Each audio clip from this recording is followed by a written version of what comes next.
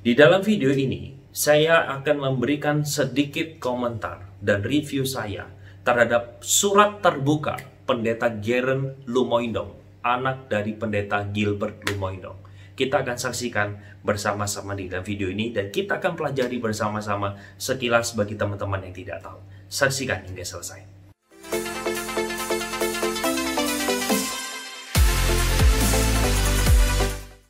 Teman-teman silakan subscribe video saya, karena dengan cara teman-teman menekan tombol subscribe ini memberikan semangat dan motivasi kepada saya untuk terus boleh membuat video dan berkarya bagi Tuhan. Halo teman-teman semua, kembali lagi bersama dengan saya Albert Kurniawan dalam YouTube channel saya.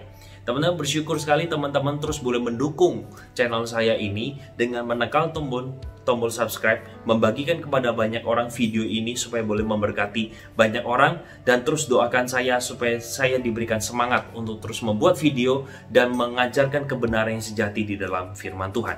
Kita langsung masuk saja kepada topik yang tadi saya sudah sampaikan di awal. Nah teman-teman, terakhir ini, belakangan ini, pendeta dari gereja yang besar sekali di Indonesia berhadapan dengan pendeta Stephen Tong. Karena pendeta yang satu ini menghardik wabah yang saat ini sedang terjadi dan resesi ekonomi, mengundang reaksi daripada pendeta Stephen Tong untuk memberikan sebuah teguran yang sangat keras sekali terhadap apa yang dikatakan. Karena itu sekarang saya memerintahkan kepada COVID-19 dan kepada krisis ekonomi dengan berkata, diam, tenanglah. Termasuk yang 2 hari yang lalu, saya dengar pendeta yang besar di Indonesia yang berani mengatakan dia akan menghentikan coronavirus seperti Yesus menghentikan angin, tofan, dan ombak yang besar itu. Nah, di dalam situasi yang demikian, pendeta Geren menuliskan sebuah surat terbuka yang saat ini saya ajak kita untuk bersama-sama bahas pada video kali ini. Kita akan lihat bersama-sama teman-teman ya, apa yang dituliskan oleh pendeta Geren ini. Nah teman-teman, di sana ditulis surat terbuka untuk engkau. Kata surat terbuka untuk engkau, menurut saya ini dipakai tidak pada tempatnya. Kata engkong di sana seharusnya yang dipakai adalah pendeta Stephen Tong. Kata engkong di sana bermakna, berkonotasi yang menyinyir atau sedikit menyindir apa yang sedang dilakukan oleh pendeta Stephen Tong. Kita tahu dia adalah pendeta tua, tapi tidak pada tempatnya ketika dikatakan surat terbuka untuk engkong. Tidak ada rasa menghargai orang yang lebih tua.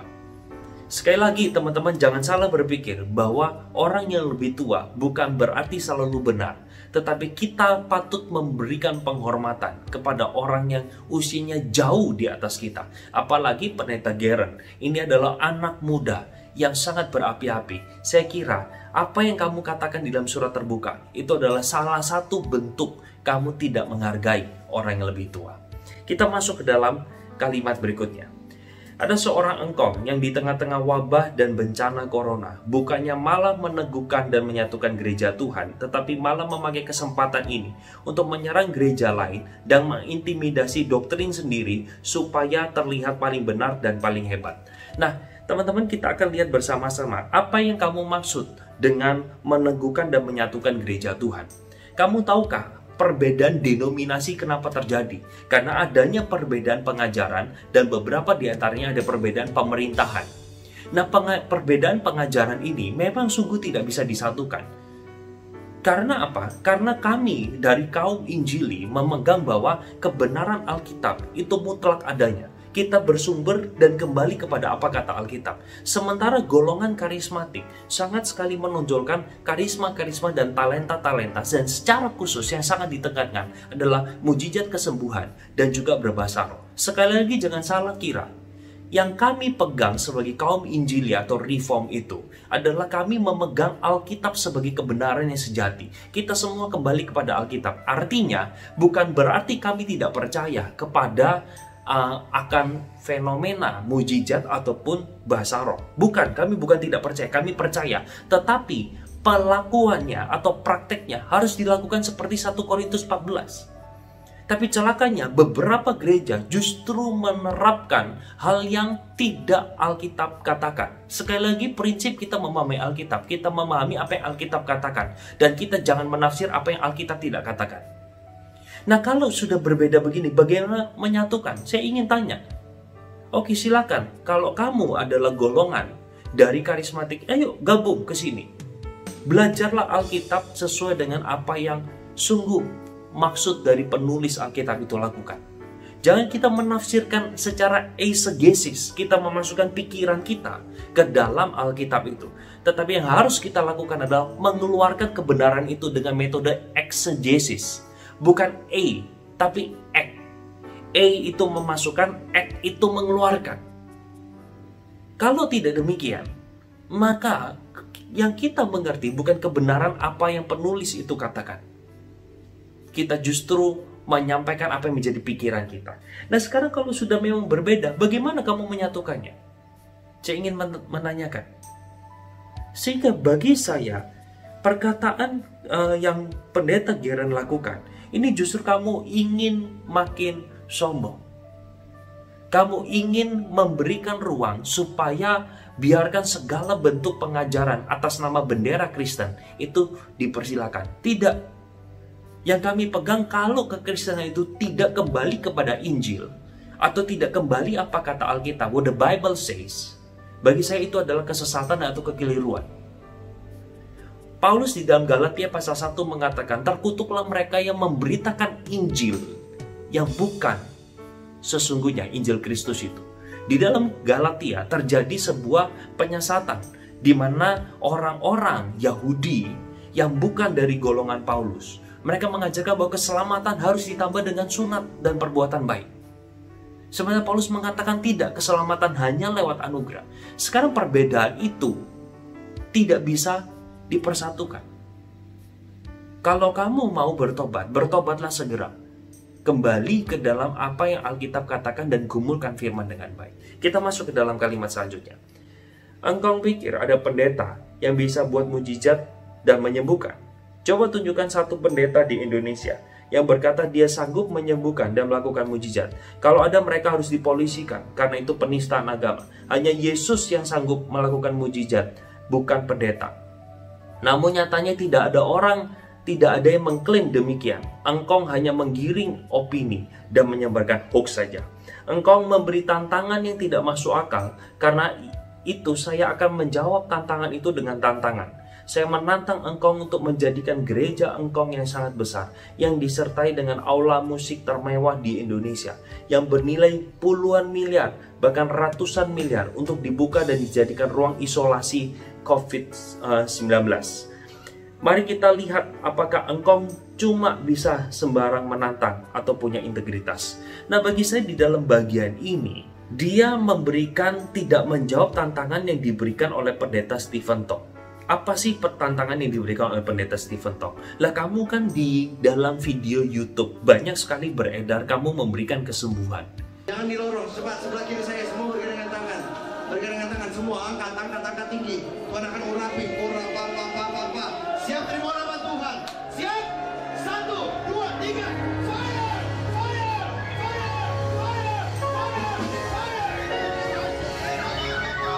Siap terima, lihat saya semuanya, ibu-ibu yang depan, semua lihat saya.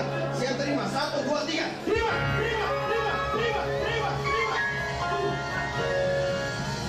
Kamu bisa menubuatkan sesuatu yang belum terjadi. Sekarang saya ingin tanya, sekarang bikin saja video di YouTube. Kapan wabah ini akan berakhir? Saya mau tanya, kapan tanggalnya? Berikan tanggal, berikan waktunya, berikan jamnya, supaya kami bisa siap-siap untuk mengatasi itu dan menunjukkan apakah kamu benar atau tidak. Nah, sekarang problemnya adalah yang pendeta Stephen Tong katakan menurut saya tidak ada salahnya. Kalau kamu mengatakan kamu bisa melakukan mujizat, silakan sekarang pergi ke Amerika. Nah, nanti saya akan tunjukkan. Dia menjawab tantangan ini untuk meminta ongkos tiket ke Amerika atau ke China, ke Wuhan. Sekarang saya menantang begini saja deh. Kamu silakan ke Wisma Atlet. Lakukanlah di sana ibadah kesembuhan. atau lakukan di sana, ketemu dengan orang, lalu lakukanlah doa untuk menyembuhkan orang.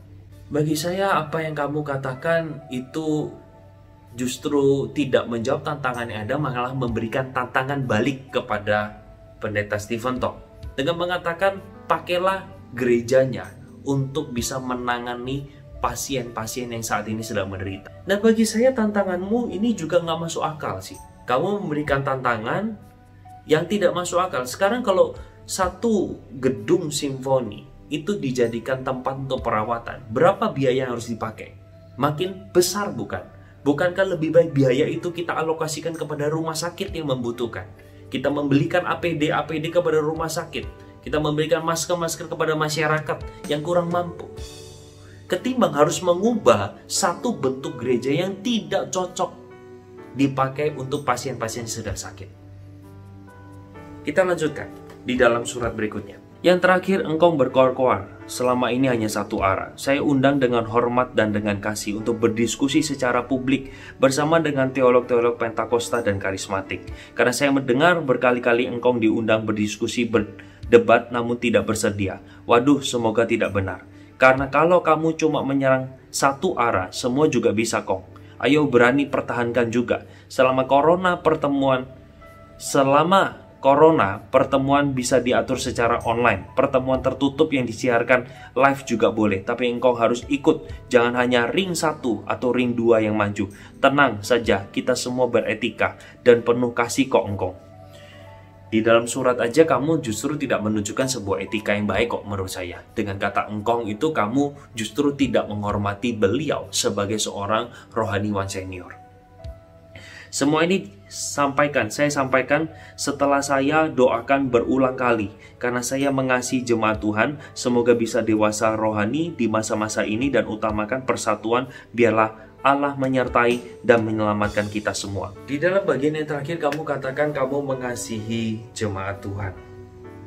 Seharusnya ketika kamu mengasihi jemaat Tuhan, mari kamu berikan makanan, membagikan kebenaran apa yang Alkitab sungguh-sungguh katakan. Jangan hanya bicara fokus tentang kesembuhan, nubuat, dan bahasa roh. Saya lihat beberapa video-video kamu itu berkaitan dengan nubuatan. Kamu menonjolkan tentang manifestasi Tuhan. Tinggal diuji saja apakah semua yang kamu katakan itu sungguh memberikan kesembuhan dan sungguh terjadi. Dan saya dikejutkan oleh reaksi. Ada sebuah akun Instagram bendahara gereja. Dilakukan sebuah wawancara demikian dengan Pastor Gerard. Halo Pastor Gerard, saya mau tanya dong. Kan Pastor selama ini bikin ibadah mujizat kesembuhan. Apakah hal tersebut sudah dilakukan dan dijalankan di rumah-rumah? Karena lumayan loh, bisa banyak yang sembuh. Kalau hanya dilakukan di gereja dan KKR, itu seperti hanya menaikkan pamor saja. Nah, lalu pastor ini mengatakan tidak diizinkan pihak rumah sakit. Kalau ada referensi boleh dikirimkan, semoga tidak asal nyinyir. Nah, kamu sudah merasa bahwa itu bentuk nyinyiran. Tetapi menurut saya, itu adalah sebuah tantangan kepada kamu yang katanya bisa memberikan kesembuhan yang pasti. Maaf, bukan nyinyir, masa iya tidak diizinkan? Saya beberapa kali masuk rumah sakit dan ada jadwal di mana saya datangi, seperti penginjil hamba Tuhan yang mendoakan dan sharing sama saya. Kalau saja mereka seperti Pastor Geren bisa berdoa mujizat kesembuhan. Nah, lalu dijawab lagi, tidak diizinkan, boleh coba ajukan. Kalaupun banyak yang sembuh, apa tidak rugi pihak RS? Coba usahakan saja KKR di rumah sakit manapun, saya siap melayani. Nah, sekali lagi, menurut saya Pastor Geren memiliki sebuah pemahaman yang agak sedikit keliru. Kamu lihat apa yang Yesus lakukan. Apakah pada waktu Yesus melakukan mujizat, apakah dia harus dalam konteks ibadah? Jawabannya tidak. Yesus bisa melakukan mujizat apapun di dalam konteks bahkan tidak dalam ibadah. Dia melakukan itu dalam kondisi yang informal bahkan. Misalnya 5 roti 2 ikan. Para murid menyuruh untuk pulang saja karena kita tidak punya uang yang cukup. Tetapi waktu itu langsung dalam sesuatu kegiatan yang tidak dipersiapkan, Tuhan Yesus berdoa 5 roti 2 ikan menjadi sisa 12 bakul. Kalau kita melihat juga kisah kesembuhan ibu mertua Petrus itu ada di rumah. Nah, itu dilakukan bahkan tidak dalam konteks ibadah. Tuhan Yesus mengusir setan tidak lakukan dalam konteks ibadah. Tuhan Yesus menyembuhkan orang kusta dilakukan setelah dia khotbah turun dari bukit. Ada orang kusta datang, disembuhkan. Ada perempuan yang pendarahan 12 tahun disembuhkan bahkan bukan dalam waktu ibadah, tapi dalam kondisi yang berdesak-desakan. Sekarang atas dasar apa kalau mujizat itu harus dilakukan berdasarkan KKR? Menurut saya pelayanan itu nggak hanya ada di panggung dan masalah mujizat kesembuhan. Kita orang percaya yang bisa disembuhkan walau tidak didoakan di KKR atau didoakan pendeta besar. Alangkah baiknya merintis pelayanan kesembuhan dimulai dari akarnya, yaitu tempat di mana banyak yang membutuhkan. Thanks pastor, semoga semakin dipakai Tuhan. Ya menurut Alkitab, kata dia ya menurut Alkitab saja, jangan pribadi. Menurut Alkitab tubuh Kristus panggilannya beda-beda, karunia beda-beda, tujuannya beda-beda, tempat dan kepada orangnya beda-beda. Bagaimana? Jadi bersediakah atur KKR di rumah sakit? Kalau memang sebatas nyinyir, harap bertobat. Saya juga bertobat setiap hari. Tuhan berkati.